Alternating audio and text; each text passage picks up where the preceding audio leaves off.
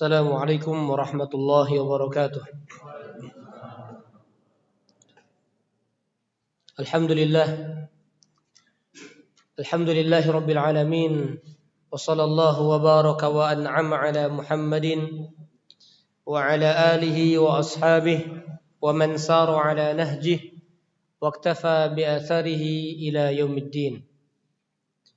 Qala Allah Ta'ala fil Qur'anil Karim, ya ayyuhalladzina amanu ittaqullaha haqqa tuqatih wa la tamutunna illa wa antum muslimun. Amma ba'd. Para hadirin, Bapak Ibu, a'azzani Allah wa iyyakum ajma'in. Alhamdulillah, kita bersyukur kepada Allah Subhanahu wa taala atas nikmat-nikmat yang begitu banyak yang Allah berikan kepada kita, dan nikmat yang sesungguhnya adalah kenikmatan yang menunjang kita dalam urusan akhirat. Nikmat yang mendekatkan kita ke jalan-jalannya Allah Subhanahu wa taala. Itulah hakikat nikmat yang wajib kita syukuri. Karena betapa banyak karunia, anugerah yang kita anggap sebagai nikmat, tetapi justru menjauhkan kita dari jalan Allah Subhanahu wa taala. Sering Allah kasih kita sehat, tapi semakin jauh dari Allah. Allah kasih harta, semakin terfitnah dalam urusan dunia. Maka hakikatnya itu bukan sebuah kenikmatan, melainkan petaka yang bentuknya seperti nikmat, namun kita terpedaya dengannya. Nah, jamaah azani Allah wa iyyakum ajmain, itulah kehidupan dunia yang Allah Subhanahu wa taala katakan, wa mal hayatud dunya illa mata'ul ghurur. Dan tidaklah kehidupan dunia melainkan kenikmatan dan perhiasan yang menipu. Wa mal hayatud dunya illa la'ibu wa lahu. Dan Allah mengatakan dalam ayat lain, dan tidaklah kehidupan dunia kecuali adalah permainan dan senda gurau. Maka jamaah azani Allah wa iyyakum ajma'in, jangan kita la yaghurrannakumul hayatud dunya, kata Allah. Janganlah salah seorang di antara kalian terpedaya dengan kehidupan dunia. Jadi Allah kabarkan dan kemudian Allah berikan jalannya. Karena dunia ini menipu, maka kalian jangan jadi orang yang tertipu. Nah, jadi kalau sudah dikabari, kalau kita belum dikabari, Pak ya, misalnya kita muamalah, transaksi, ini orang ini bagus, nah, sudah kita jalankan muamalah. Tapi kalau orang kita sudah dikasih tahu, Pak, jangan sama orang itu, tertipu nanti kamu. Kita malah berangkat, maka apa yang dikatakan untuk kita? Bodoh berarti, Pak ya. Ini orang penipu. Udah berangkat aja. Udah jelas penipu dan memang kenyataannya demikian. Maka kemudian kita justru menjerumuskan diri kepada perkara yang bisa menipu kehidupan kita. Dan saking hebatnya dan dahsyatnya tipu daya kehidupan dunia ini, maka hampir-hampir manusia tidak akan selamat darinya illa man rahimahullah, kecuali orang yang Allah berikan rahmat untuknya. Jadi bahkan sekelas alim, sekelas syekh pun bisa terpedaya dengan dunia. Sekelas alim, sekelas syekh pun, maka jangan, ya kita tidak mengatakan orang awam berarti lebih besar peluangnya. Ya tidak pasti. Tetapi kalau alim saja bisa terpedaya, apalagi orang yang jahil, orang awam. Itu. Orang yang tahu hakikatnya saja bisa terpedaya, apalagi yang nggak tahu, nggak sadar, nggak ngeh. Ternyata kehidupan ini adalah kehidupan yang menipu. Ya, saya nggak perlu sebut nama, tapi sedang ramai ya. Dan ini menjadi pelajaran untuk kita semuanya. Kita semua yang sudah ngaji, apalagi yang sudah lama. Maka itulah kenapa kita harus senantiasa meminta kepada Allah. Apa yang kita bahas dengan pembahasan istiqomah itu penting, Pak ya. Ini sekelas syekh besar, Pak. Saya nggak perlu sebut namanya ya. Tapi walaupun saya dinasihatkan untuk sampaikan, tapi ya saya nggak berhak lah di sini. Sekelas syekh besar Pak, terpedaya Pak, dengan dunia. Apa itu? Dia menyelewengkan uang Pak. Dan insya Allah akan viral sebetulnya. Nggak lama lagi akan viral. Mau manhaj sunnah Pak Salafi. Tapi luar biasa. Apa yang bisa saya petik dan kita petik bersama? Inilah kehidupan dunia. Yang dia nggak menyerang orang awam saja. Nggak menyerang orang yang sedang kekurangan saja. Nggak menyerang orang yang baru ngaji saja, baru hijrah saja. Orang yang bertahun-tahun pun, bahkan sudah banyak karya-karya kitabnya pun terpedaya dengan dunia. Sekelas syekh dan Ustaz sering mengatakan, ini fitnah harta ini masyayikh pun terpedaya. Masyayikh pun tertipu, masyayikh pun terfitnah dengan itu. Nah, jadi kita kalau sudah gambaran begitu, gimana kita gitu Pak? Sekarang mungkin selamat, hari esok kita tidak tahu. Pekan depan, bulan depan, tahun depan, beberapa tahun yang akan datang kita nggak tahu. Ya. Dan ketika saya share itu, ada salah seorang yang saya share, saya percayakan agar dia menyampaikan nasihat karena saya mungkin nggak didengar. Tolong sampaikan. Wah, saya juga nggak akan didengar kalau masalah ini, kata dia. Karena luar biasa, namanya besar, ya namanya besar, gurunya besar, semuanya jamaah pasti tahu lah kalau saya sebutkan.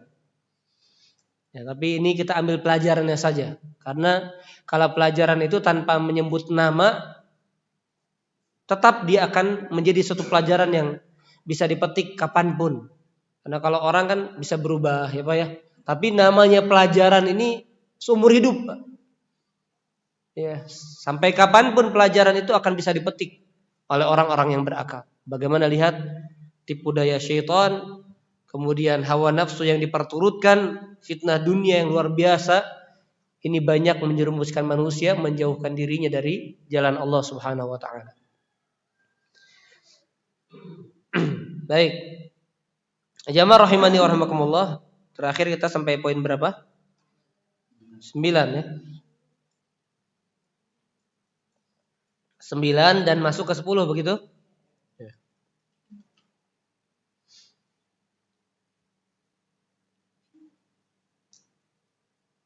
Dari surat Luqman ya.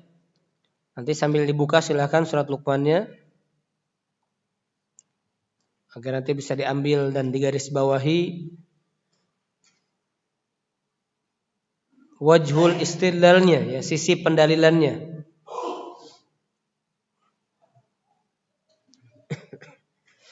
Surat yang ke-31.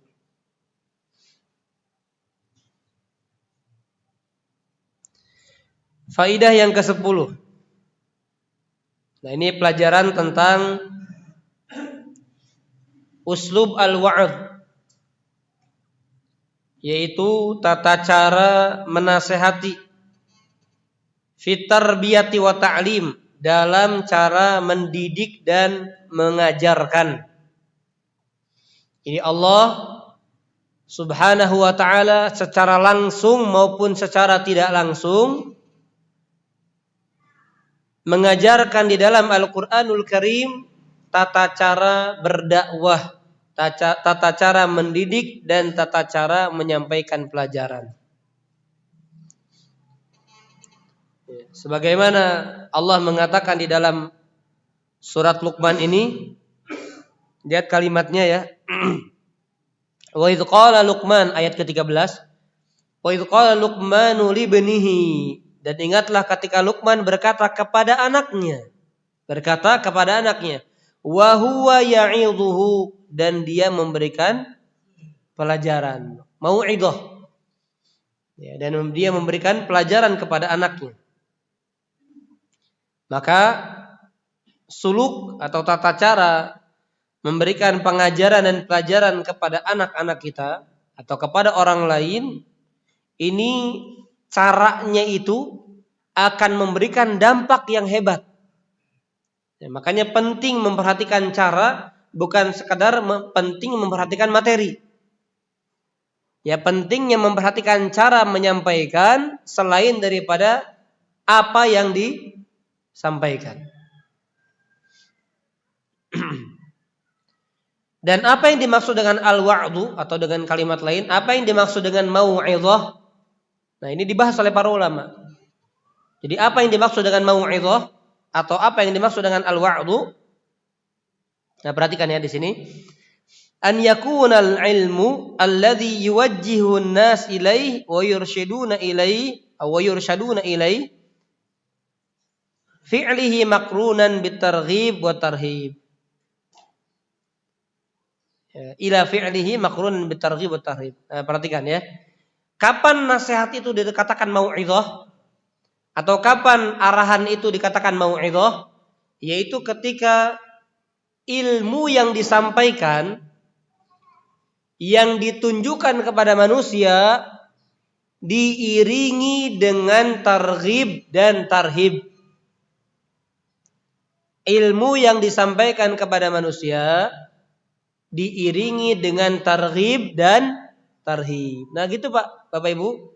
Kepada anak-anak bukan sekedar nak sholat, tapi disampaikan nak kalau sholat maka urusan-urusan hidupmu dipermudah sama Allah.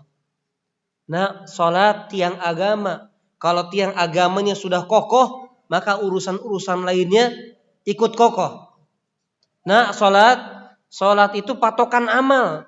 Kalau sholatnya diterima, sedekahmu, baktimu diterima sama Allah. Tapi kalau enggak, rusak amalanmu. Nah ini disebut dengan apa? Targhib. Nanti ada tarhib. Nah, sholat itu diantara amalan yang menjadi alasan orang-orang itu dimasukkan ke dalam neraka karena meninggalkan sholat. Jadi diantara ancaman atau diantara amal utama yang menyebabkan manusia masuk ke dalam neraka, diantaranya adalah meninggalkan sholat. Nah ini namanya disebut dengan apa? Targhib dan tarhib. Ada motivasi dan ada ancaman. Jadi bukan sekadar perintah sholat, jangan membuka-buka, jangan merokok, jangan begini, haram musik. Nggak dikasih tahu Pak. Targhib dan tarhibnya. Dan benar ini Pak, akan ada efek yang sangat besar bagi orang-orang yang mendengar dengan diiringi dengan targhib dan tarhib tersebut. Jadi perkara-perkara yang baik kemudian diiringi bersamaan disampaikannya perkara baik tersebut dengan al-mughraqqibat, hal-hal yang memotivasi untuk bisa mengerjakannya. Demikian pula larangan-larangan, disebutnya larangannya dan apa dampak buruknya dari larangan tersebut apabila dikerjakan.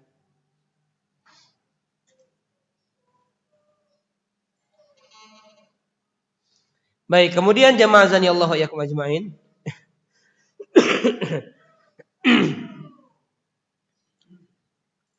Inilah yang dilakukan oleh Luqman Al-Hakim ketika Luqman Al-Hakim menyampaikan wasiat-wasiatnya dengan memberikan targhib tadi, ya, nanti bisa dibaca.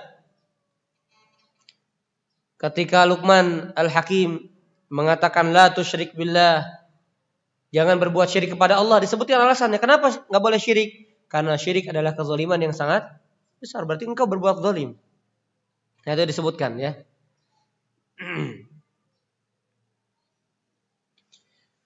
Baik, kemudian jamaah azanillahu wa iyyakum ajmain.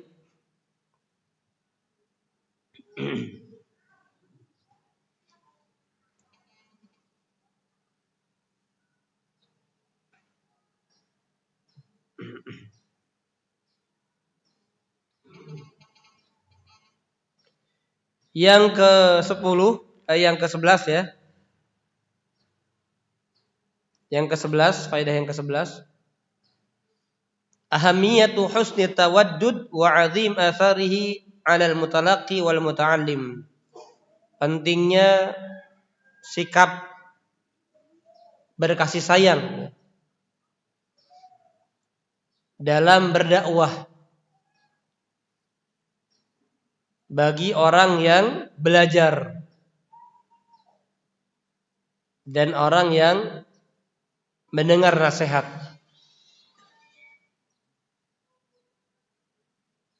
Jadi ketika kita menyampaikan ya dengan penuh kasih sayang. Makanya perhatikan firman Allah Subhanahu wa taala di dalam surat Al-Baqarah ya.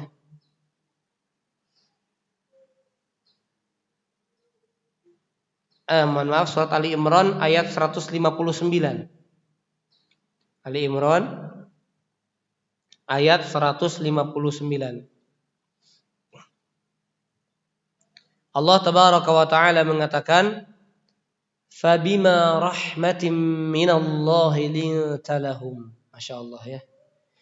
Ini kata para ulama ketika kalau nggak salah Syekh Abdul Razak ya menjelaskan ayat ini, "Fabima rahmatin minallahi linta lahum."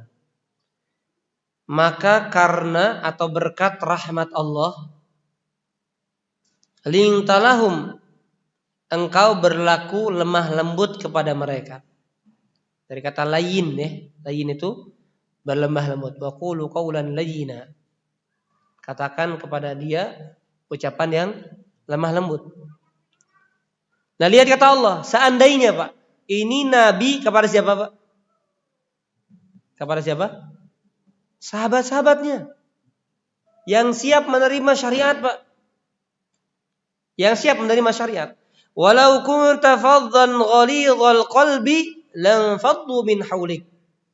Seandainya engkau atau sekiranya engkau bersikap keras dan berhati kasar, jadi kalau caranya keras, kasar, maka lihat kata Allah, lan faddu min haulik, maka mereka niscaya akan lari menjauhi atau menjauhi dari sekitarmu.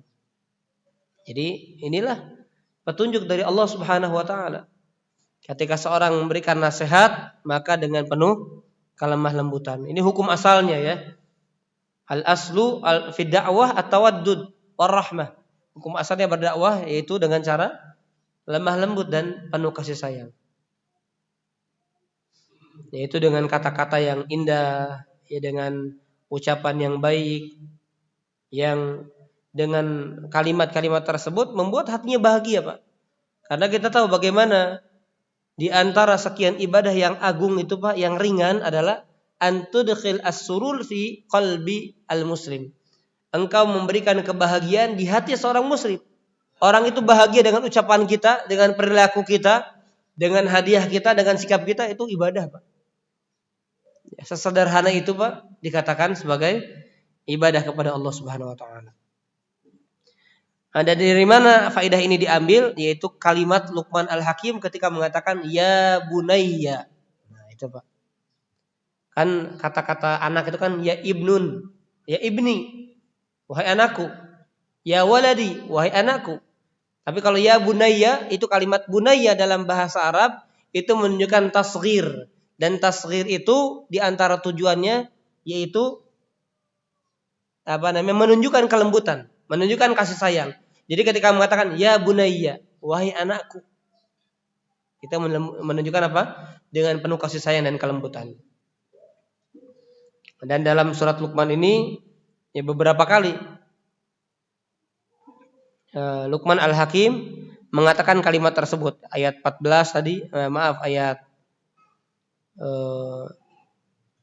ke-13, kemudian ayat yang ke-16 juga demikian. Ayat ke-17 lagi demikian. Kalimatnya apa? Ya bunayya. Ya, kalau kita apa ya? Nak, begitu mungkin ya. Enggak. Nah, manggil nama teriak lagi Pak ya. Jang. Cing, cung. Cong misalnya. Ya, tapi nak, anakku, sayangku, ya, ya dengan kata-kata seperti itulah yang sejenis dengan itu. Maka ini akan memberikan dampak. Nah lihat ya, ketika syariat mengajarkan Pak, jangan kita menganggap bahwa ini cara kita. Jadi ketika kita menjalankan apa yang ditunjukkan Allah dalam Al-Quran, apa yang ditunjukkan Nabi SAW, maka itu diantara sebab-sebab dakwah kita ini akan sukses. Kenapa? Karena kita ikut caranya Nabi. Karena kita ikut caranya Allah gitu Pak. Atau petunjuknya yang Allah berikan kepada kita. Nah, adapun nanti dia dapat hidayah atau tidak, ya urusan Allah. Yang penting caranya dulu, sebab-sebabnya dulu kita ikuti. Mendoakan, menyampaikannya dengan cara seperti itu. Jangan hidayah tangan Allah, saya nggak peduli, pokoknya saya sampaikan. Syirik, bid'ah gitu. Tunjuk-tunjuk lagi misalnya. Ya nggak seperti itu, Pak. Ya benar, yang syirik katakan syirik, yang bid'ah katakan bid'ah, betul. Tapi ada caranya. Ya makanya kata Ali bin Abi Thalib, sering mungkin kami sampaikan, kami singgung, ketika niat itu baik tapi caranya salah, maka akan salah juga, Pak. Niatnya baik, saya menjalankan dakwahnya para nabi dan para rasul, menjauhkan manusia dari kesyirikan, khurafat, bid'ah dan lain sebagainya. Tapi caranya salah. Maka apa kata beliau? Aturiduna hadithun nas bima ya'rifuna bima ya'qilun. Ceramahi, nasihati manusia sesuai dengan nalar akal mereka. Jadi kalau orangnya awam nggak tahu, ya kita kasih tahu baik-baik. Ya, kemudian apa kata beliau?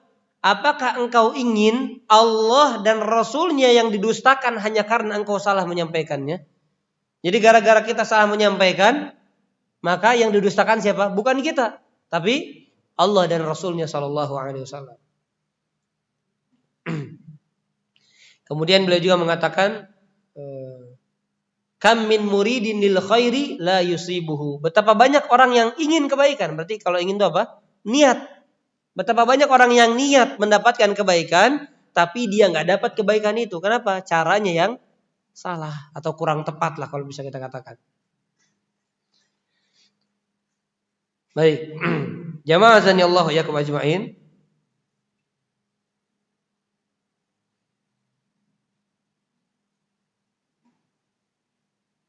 Maka akan ada perbedaan, ya, beliau mengatakan akan ada perbedaan antara satu cara dengan cara yang lain atau dengan cara yang berbeda dalam seseorang itu menerima nasihat.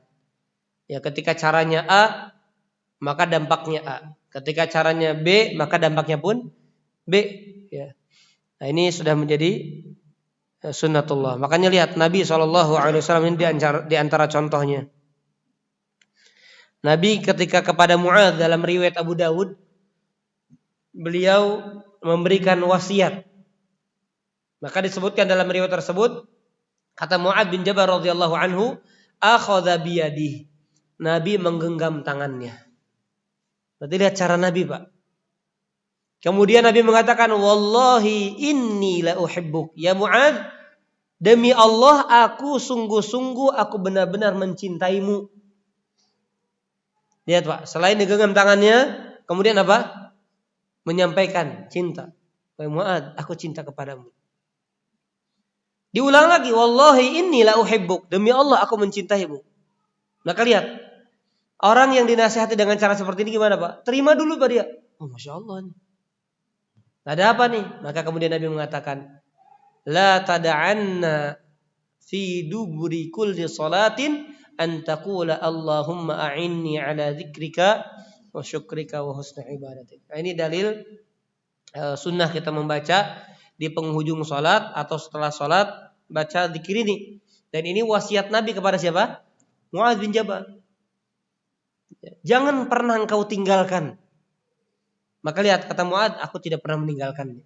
Karena lihat cara Nabi. Wahai Mu'adz, aku wasiatkan kepadamu, jangan pernah engkau tinggalkan di penghujung akhir salat engkau mengucapkan kalimat ini. Nah, itu caranya, ya. Dan dampaknya sangat luar biasa.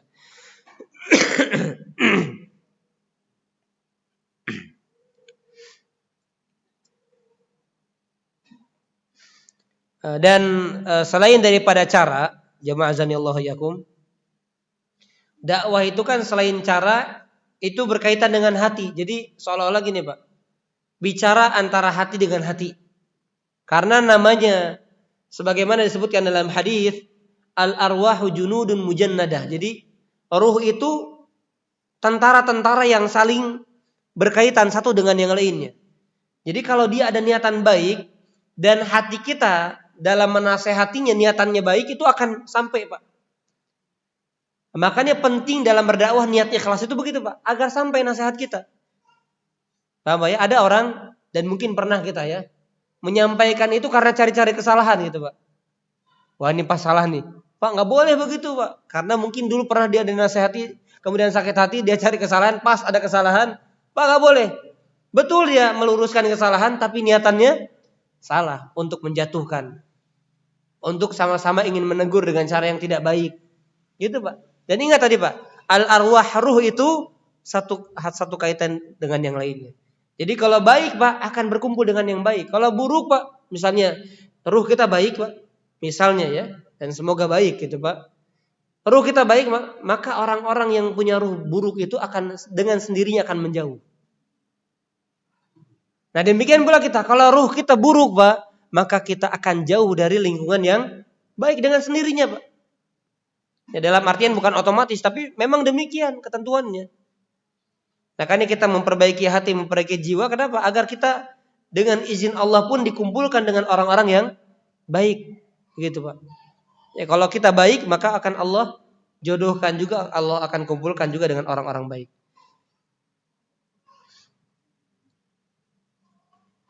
Demikian pula hadis. Ini masih dari sahabat Mu'adz bin Jabal ya, atau tentang Mu'adz bin Jabal ketika diutus ke mana? Ke Yaman ya, ketika diutus ke Yaman. Mu'adz bin Jabal radhiyallahu anhu ketika diutus ke Yaman, maka Nabi peringatkan, enggak langsung Mu'adz kamu berilmu, udah berangkat. Bismillah tawakkaltu. Enggak begitu, Pak. Enggak, Mu'adz diberikan arahan, wahai Mu'adz, innaka taqdumu qaum ahli kitab. Wahai Mu'adz, yang kamu datangi nanti adalah ahlu kitab. Bukan orang sembarangan, berarti orang yang diberikan Alkitab, berarti mereka sudah punya ilmu.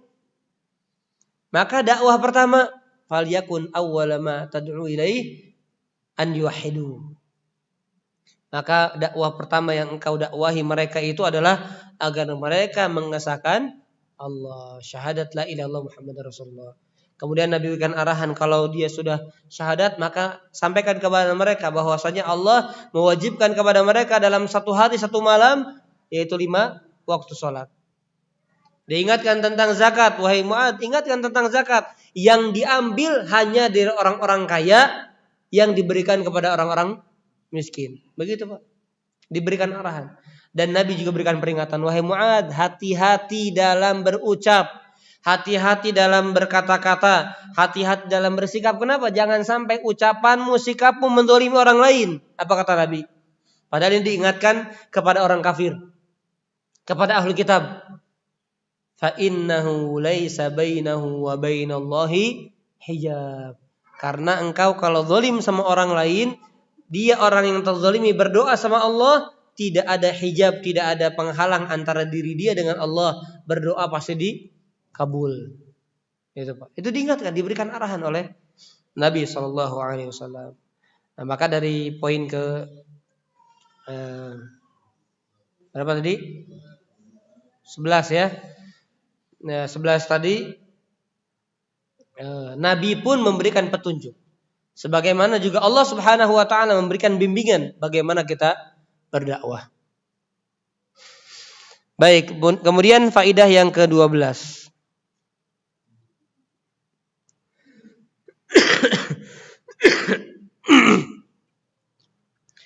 Memperhatikan tahapan-tahapan dalam berdakwah kepada Allah. Yang mana ini wajib diperhatikan oleh setiap orang tua dan para pendidik dan para dai yang berdakwah kepada manusia atau mendakwahi manusia kepada Allah Subhanahu wa taala. Nah, kita setiap para bapak, para ibu, orang tua, para duat, para pendidik, ya kita misalnya jadi guru juga, maka perhatikan tahapan-tahapan dalam berdakwah. Ini masih kaitan dengan hadis Mu'adz bin Jabal juga ya. Tahapan dalam berdakwah. Jadi orang ini kira-kira apa dulu yang penting harus dia pahami. Betul, tauhid, Pak. Tauhid yang paling utama. Nah, ini makanya ada dari Syekh Al-Utsaimin hafizahullah taala ya. Al-Utsaimin bukan Utsaimin. Syekh Al-Utsaimin.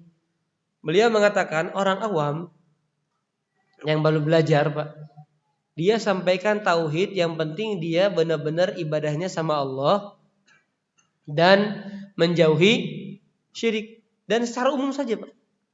Mungkin bapak-bapak yang sudah ngaji lama, mungkin ya seperti dengan Ustaz Mashkur dengan perinciannya bahas qaul mufid, yaitu cocok. Tapi kalau orang awam jangan langsung, Pak. Misalnya dia baru belajar usul salasah, masih usul salasah aja nih. Apa maksudnya, Pak? Masih kitab-kitab tipis aja nih. Orang awam, Pak, yang penting dia tahu ibadah yang dia tujukan itu hanya kepada Allah, nggak boleh dia menyekutukan Allah dalam peribadatannya. Udah cukup itu dulu, Pak. Yang rincian-rincian detailnya, nah itu untuk orang-orang yang ya nanti bertahap gitu, Pak. Jangan langsung. Nah, beliau menyarankan begitu, bukan kitab-kitab tebal dan lain sebagainya. Kalau thalibul ilmi ya demikian perlu, penting. Apalagi yang ingin jadi dai dan seterusnya. Nah, maka kita harus arahkan. Anak-anak pun demikian, penting mengenal Allah. Ya, kemudian dikenalkan nama-namanya bertahap, dikenalkan sifat-sifatnya secara bertahap. Karena kalau semuanya nanti lihat, banyak orang tua kadang bertanya kepada saya, Ustaz, anak saya tanya begini, gimana jawabnya? Ya, salah dia. Ngajarin yang berat-berat, akhirnya pertanyaan-pertanyaannya pun ya walaupun secara umum memang kadang aneh-aneh anak-anak gitu ya. Ini kalau begini gimana? Kalau ini gimana? Oh, bingung orang tuanya. Ya. Nah, ketahapan dalam berdakwah harus terapkan ya, harus diperhatikan. Nah, maka di sini beliau menyebutkan yubda bil aham fal muhim. Maka dimulai dengan yang paling penting, kemudian yang penting. Jadi yang lebih penting dari yang penting. Apa yang pertama? Bi gharsil i'tiqad as-sahih wal iman an-nafi', yaitu dengan menanamkan akidah yang benar dan iman yang bermanfaat. Kemudian setelah itu yu'allimunal ibadat, ajarkan ibadah-ibadah. Wal adab wal akhlak, ajarkan adab dan akhlak.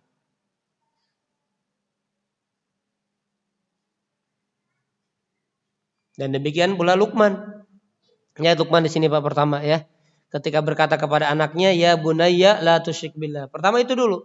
Baru mewasiatkan untuk berbakti kepada orang tua. Wasainal insana biwalidayhi hamalathu ummuhu, disebutkan. Kemudian diajarkan ibadah juga. Ya bunayya aqimis shalah. Wahai anakku, tegakkan salat. Wa'mur bil ma'ruf, dan perintahkan berbuat baik. Wa nahy 'anil munkar, cegah dari berbuat mungkar. Wasbir, dan sabarlah, dan seterusnya.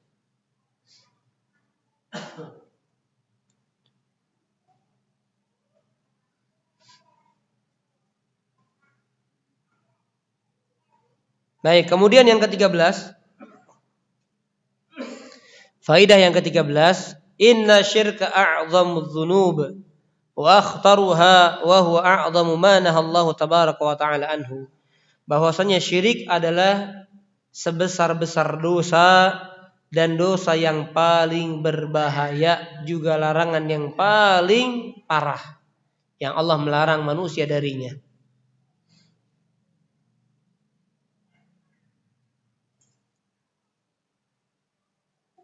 Dan Luqman kepada anaknya itu berarti menanamkan agar anaknya menjauhi kesyirikan itu sejak kecil. Padahal larangan-larangan dalam Al-Quran surat Luqman ini banyak, Pak. Ada larangan sombong, ya, wala tusa'ir khaddaka linnas, jangan sombong.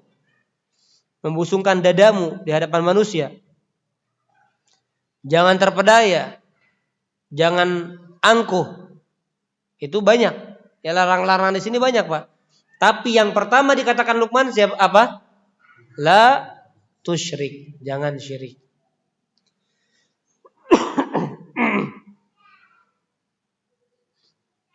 Ya, karena itulah dosa yang paling besar. Dan perlu kita ketahui, syirik dengan berbagai macamnya tetaplah dosa yang paling besar. Syirik besar tentu. Ya, syirik besar tentu. Dan syirik kecil termasuk dosa besar. Syirik kecil diampuni atau tidak, Pak? Pernah saya jelaskan di sini, Pak, tentang syirik kecil. Syirik kecil ini diampuni atau tidak? Diampuni. Hah? Kalau bertobat tuh syirik besar juga diampuni, Pak. Murtad juga kalau tobat sih diampuni. Nah, pertanyaannya secara umum, syirik kecil diampuni atau tidak?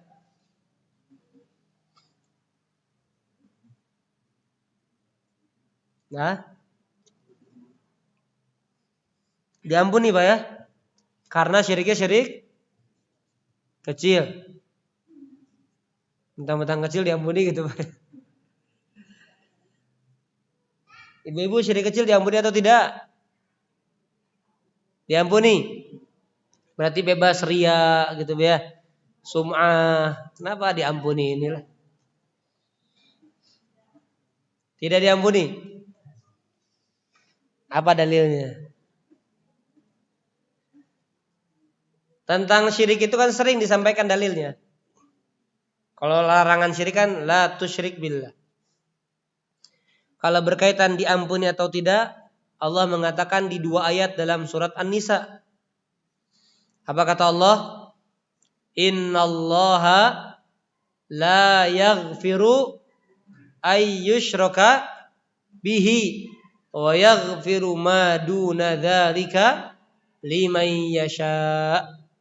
Sesungguhnya Allah la yaghfiru tidak mengampuni ayyushraka bihi, yaitu dosa menyekutukan kepadanya. Wa yaghfiru ma duna dzalik, dan Allah mengampuni selain daripada syirik. Bagi siapa? Liman yasha, bagi siapa saja yang Allah kehendaki. Jadi pertanyaannya, syirik diampuni atau tidak? Hah? Diampuni atau tidak? Tidak, Pak. Syirik kecil? Gimana, Pak? Termasuk syirik? Ya, termasuk syirik, betul. Tapi diampuni atau tidak? Misalnya ada orang meninggal, Pak. Ada orang meninggal. Dia berbuat syirik kecil, riya, sum'ah, ujub. Meninggal, belum bertobat.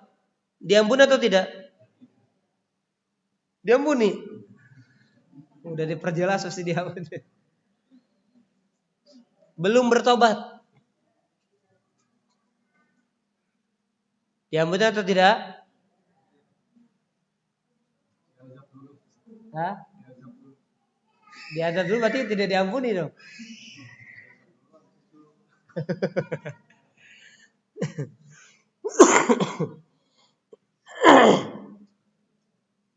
Kalau dosa lain kan ada keterangannya ya. Jika Allah berkehendak diampuni, walaupun bisa jadi nggak Allah ampuni.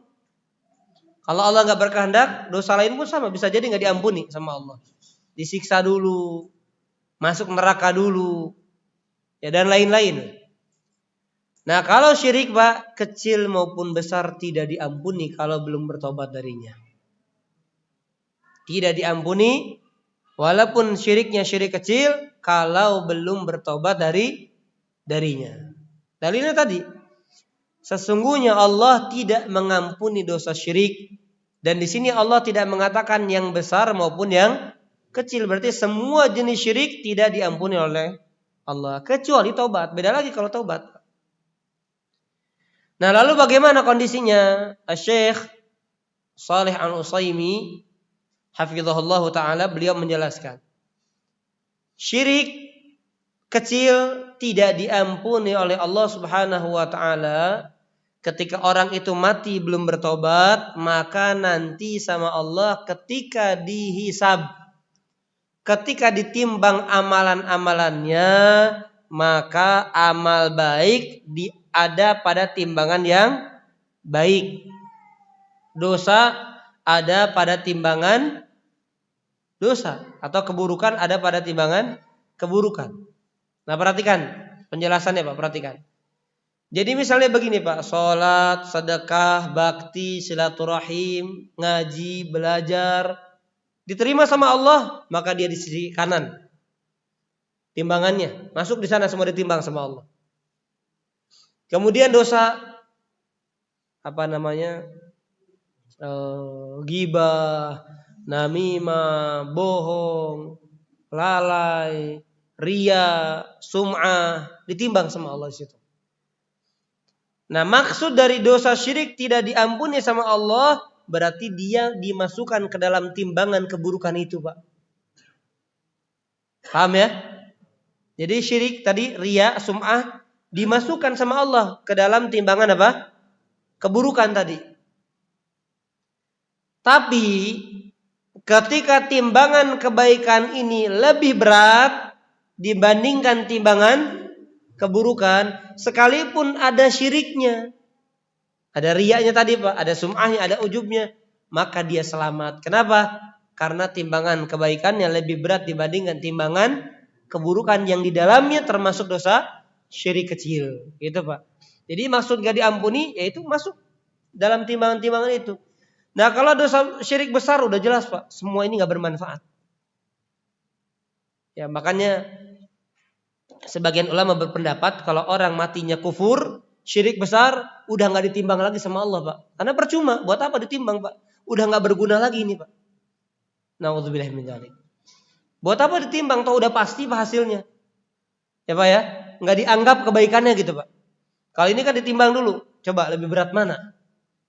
Nah maka ketika timbangan kebaikan yang lebih berat, sekalipun ada dosa yang besar tadi, yang paling besar itu syirik, sekalipun syiriknya syirik kecil, maka dia selamat. Tetapi kalau amal solehnya ternyata lebih ringan Pak. Kenapa? Karena ternyata riyanya sering Pak. Sedangkan riya adalah dosa yang paling besar dibandingkan dosa-dosa yang lain, sehingga membuat timbangan keburukan yang lebih berat dibandingkan timbangan amal kebajikannya lebih berat. Ini lebih ringan, maka celaka, masuk neraka dulu, disiksa Pak. Na'udzubillah min dzalik. Nah itu maksud daripada dosa syirik dengan jenis apapun tidak diampuni oleh Allah kecuali kalau dia tahu taubat. Makanya kata Nabi SAW,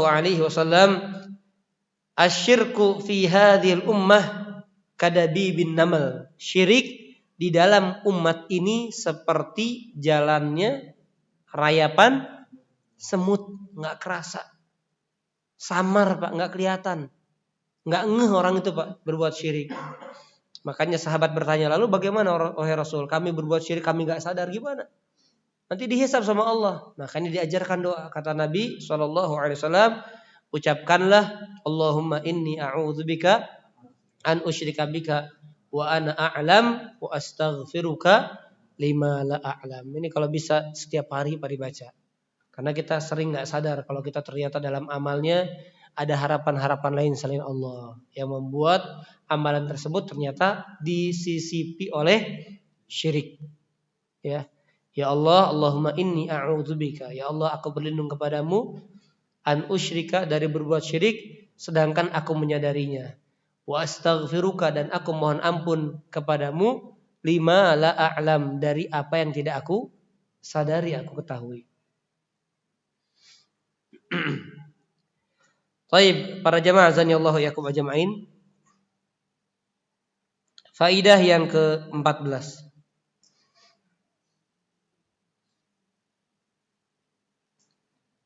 Pentingnya menumbuhkan anak-anak sejak dini di atas tauhid dan ikhlas dan menjauhkan mereka dari syirik.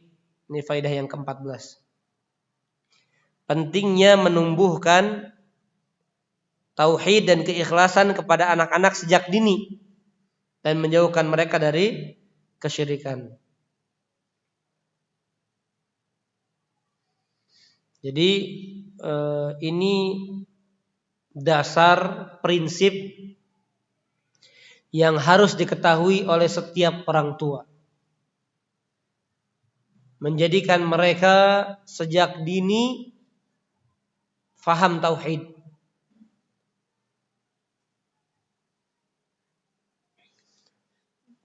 Kalau nggak salah ada buku terjemahannya atau buku Indonesianya yang ditulis Ustadz Nizar Jabal. Kalau salah ya, beliau punya itu. Nah, bisa ya, walaupun saya belum punya tapi pernah beliau menyampaikan. Jadi situ ada pembahasan tauhid untuk anak-anak oleh Ustadz Nizar Jabal hafizahullah taala ya.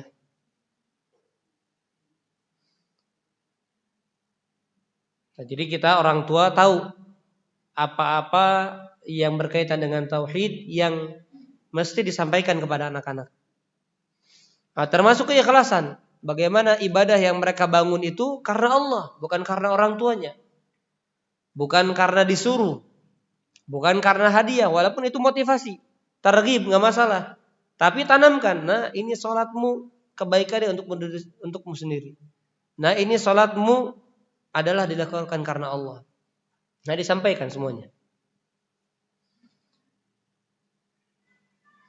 Karena anak kecil itu ya ketika mereka senantiasa dididik, ditalqin dengan tauhid, maka dalam awal masa kembang tumbuhnya atau tumbuh kembangnya, insya Allah akan manfaatnya besar, Pak. Ya, sejak dini itu manfaatnya besar.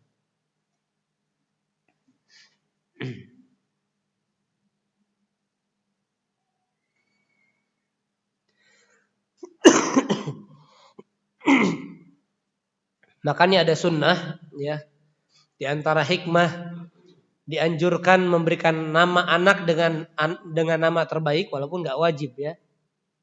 Itu dengan nama apa? Nama terbaik apa?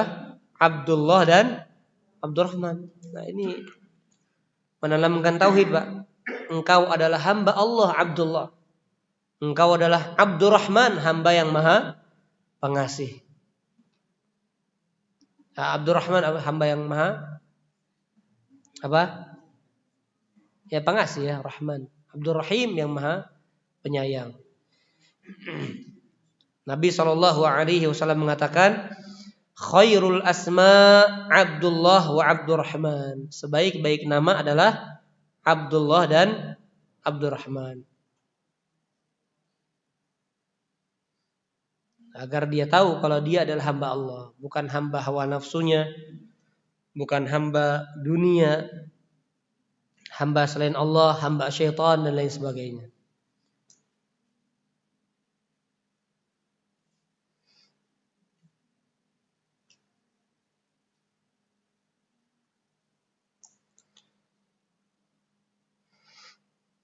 Baik, kemudian yang ke-15, mungkin yang terakhir, ya. Masih pengulangan bahwasanya kesyirikan adalah kezaliman yang paling zalim. Kalau tadi kan bicara syirik adalah dosa yang paling besar. Kalau ini syirik adalah kezaliman yang paling zalim dan kejahatan yang paling bahaya.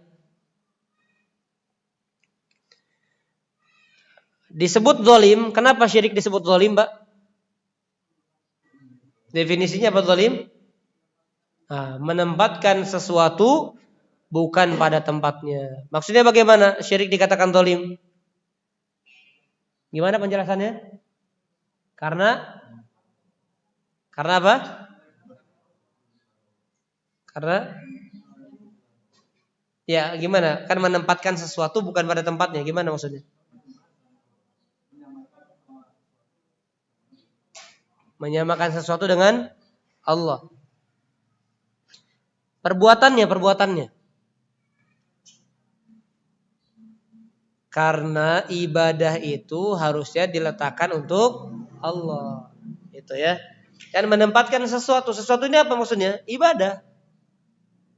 Ibadah itu yang harusnya ditujukan kepada Allah justru ditujukan kepada selain Allah. Itulah dari sisi kaidah bahwasannya syirik adalah kezaliman. Karena namanya zalim menempatkan sesuatu bukan pada tempatnya, mengarahkan sesuatu bukan pada arahannya. Maka ketika ibadah diarahkan kepada selain arahnya, maka dia telah berbuat zalim. Dan syirik sezalim-zalimnya kezaliman, sebesar-besarnya kezaliman. Kenapa? Karena berkaitan dengan hak Allah. Itu, Pak. Makanya disebut dengan inna syirka la zulmun azim, karena menempatkannya kaitannya dengan Allah Subhanahu wa taala.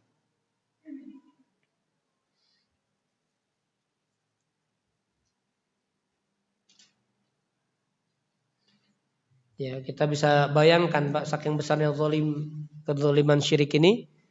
Ibadah kan untuk Allah, ya. Wa ma khalaqtul jinna wal insa illa liya'budun. Qul inna salati wa nusuki wa mahyaya wa mamati lillahi rabbil alamin. Fasholli li rabbika wanhar. Itu ayat-ayatnya, Pak. Kemudian Allah juga mengatakan wa ma umiru illa liya'budullaha mukhlishina lahuddin. Untuk Allah semuanya, Pak.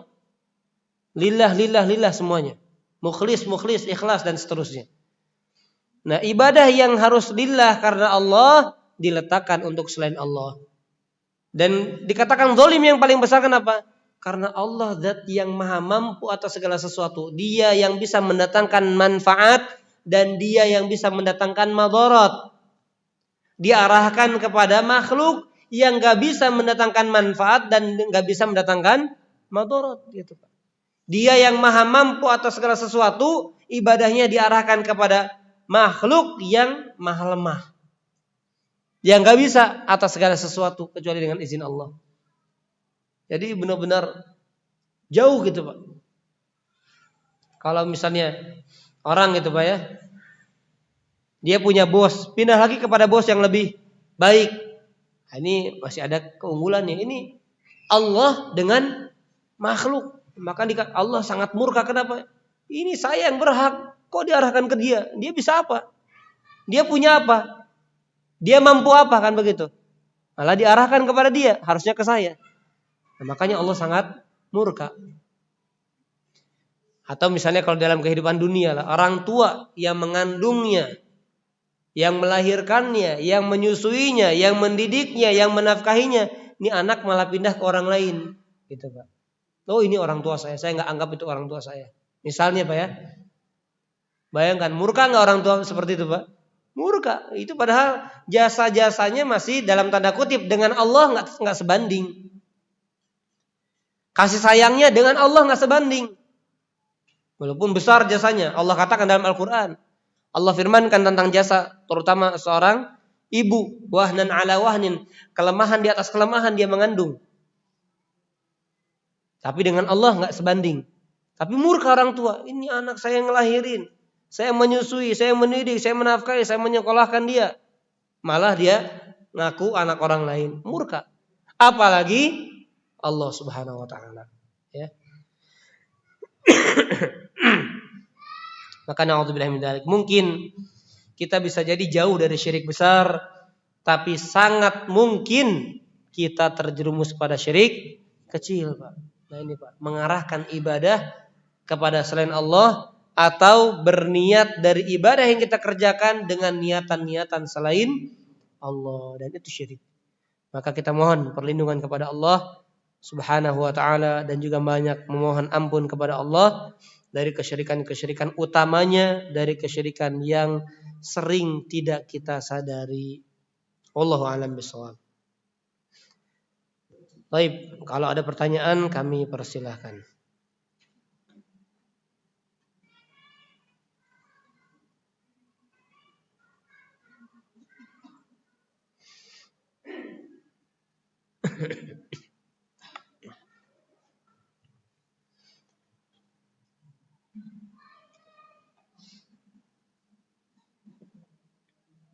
Ada pertanyaan?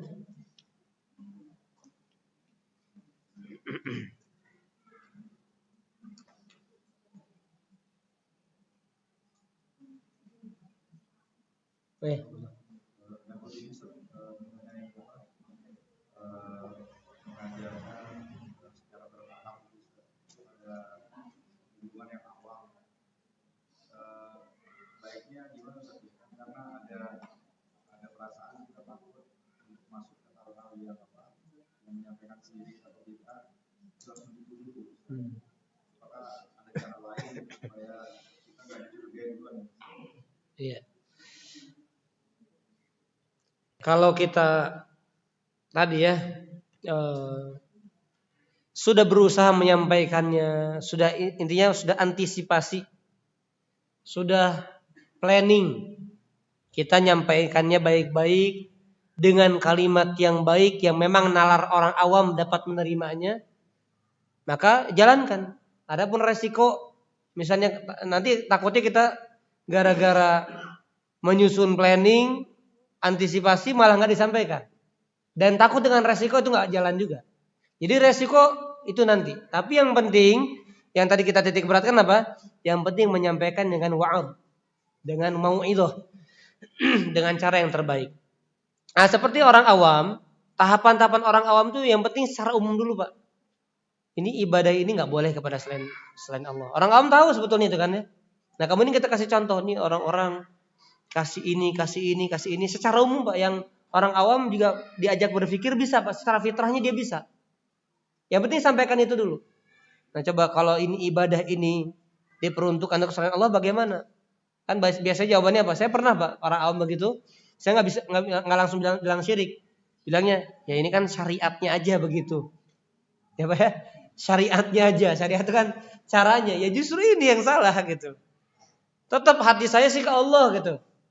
Tujuan saya Allah, cuma syariatna gitu. Bahasa Sundanya gitu. Nah, maka kita sampaikan ya, tata cara, kemudian tujuan, semuanya untuk Allah. Nah, kalau seandainya syariat ini sudah ada sejak dahulu, kita lakukan juga. Ya, jadi kita diajak bicara, khususnya kepada orang-orang yang kita kenal dulu, Pak ya. Kita kenal dan lain sebagainya, kita sampaikan. Tapi tadi ya, jangan langsung, sebetulnya bukan jangan, Pak ya. Ya, kalimatnya bukan berarti jangan itu terlarang, tapi waspada, hati-hati. Orang awam, apalagi sekarang yang sudah dicekoki, sudah diracuni oleh para da'inya, hati-hati. Pokoknya kalau orang bilang syirik, kalau bid'ah, udah berarti dia wahabi, dia sesat. Nah, berarti kita hati-hati, Pak. Hati-hati aja. Yang penting kita, Pak, ini tujuan ibadah, pokoknya untuk Allah. Kalau untuk Allah itu berarti nggak boleh dengan niatan-niatan lain, dengan cara-cara lain yang memang nggak dibenarkan. Nah, biar dia berpikir, Pak. Nanti di kesempatan lain datangi lagi atau nasihati lagi. Gitu, Pak. Kalau pertama langsung, oh ini syirik, Pak.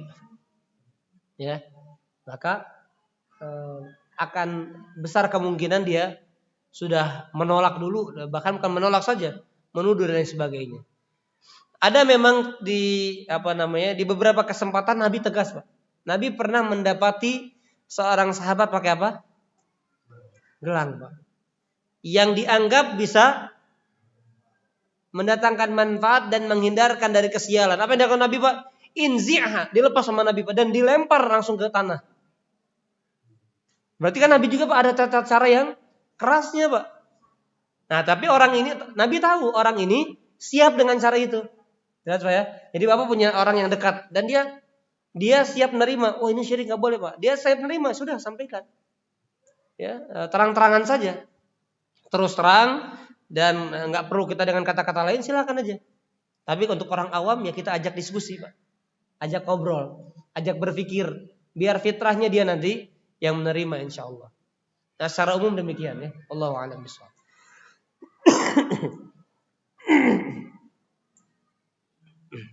Baik, ada lagi yang tanyakan?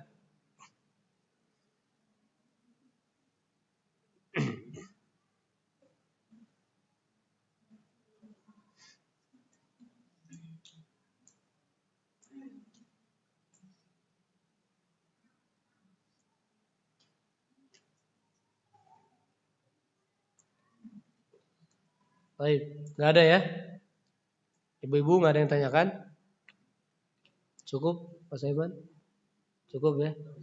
Kita gimana Pak Bos aja lah. Suruh cukup ya cukup ya. Cukup, Pak ya? Untung Bapak bilang cukup, kalau bilang lanjut saya lanjut tadi. Dibilangnya cukup ya udah cukup aja. Baik, mungkin cukup apa yang kami sampaikan. Saya juga masih agak gatal, Pak ya, masih batuk. Mudah-mudahan Allah Subhanahu wa taala senantiasa berikan kita kesehatan. Allah jauhkan kita dari penyakit, terutama penyakit hati, penyakit tujuan-tujuan lain selain Allah dalam setiap ibadah yang kita kerjakan. Amin ya rabbal alamin. Allahumma inna na'udzubika an nusyrika bika wa nahnu na'lam wa nastaghfiruka lima la na'lam. Allahumma saddid qulubana. Allahumma inna nas'aluka quluban salimatan ya arhamar rahimin. Allahumma arham mautana wa mautal muslimin washfi mardana wa mardal muslimin. Rabbana hab lana min azwajina wa dhurriyyatina qurrata a'yun waj'alna lil muttaqina imama. Allahumma ij'alna min ahli tauhid. Allahumma ij'alna min ahli al-iman wa habbib ilaina wa zayyinhu fi qulubina wa karrih ilaina al-kufra wal fusuq wal isyan. Allahumma amin ya rabbal alamin. Subhanakallahumma bihamdik Asyhadu an la ilaha illa anta astaghfiruka wa atubu ilaik. Wassallallahu ala nabiyyina Muhammad wa ala alihi wa sahbihi wasallam. Wassalamualaikum warahmatullahi wabarakatuh.